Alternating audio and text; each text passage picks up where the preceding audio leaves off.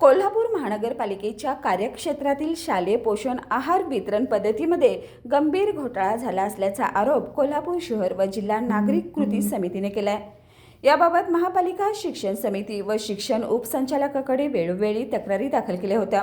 राज्याचे शिक्षण संचालक शरद गोसावी यांनीही या प्रकरणाची चौकशी करण्याचे आदेश दिले होते. मात्र शिक्षण उपसंचालक कोल्हापूर कार्यालयाकडून कोणतीही हालचाल झाली नाही. त्यामुळे या पाठीमागे गौड बंगाल काय असा प्रश्न नागरिक कृती समितीने उपस्थित केलाय. या संदर्भात आज कृती समितीच्या सदस्यांनी सहाय्यक शिक्षण संचालक स्मिता गौड यांची भेट घेतली. यावेळी या गंभीर प्रश्नासंदर्भात शिक्षण संचालक स्मिता गौड व उपनिरीक्षक समरजित पाटील यांना जाब विचारण्यात आला. दरम्यान विचारलेल्या प्रश्नावर अधिकारी उत्तर देण्यास असमर्थ ठरल्याने काही काळ नागरिक कृती समितीच्या पदाधिकाऱ्यांनी चांगलंच धारेवर धरलं. मागण्यांचं निवेदन उपसंचालिका स्मिता गौड यांना देण्यात आलं. यावर त्यांनी येत्या 2 दिवसात कमिटी नेमून कारवाई करू असं आश्वासन दिलं.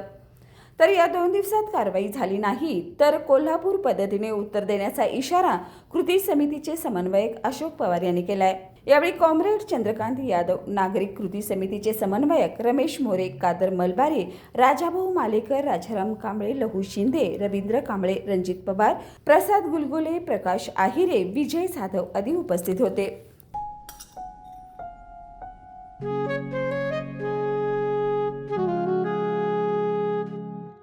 बाबा, आज येताना बासुंदी घेऊन या ना. अगं, कालच आपण आईचा वाढदिवस होता म्हणून आणली होती ना.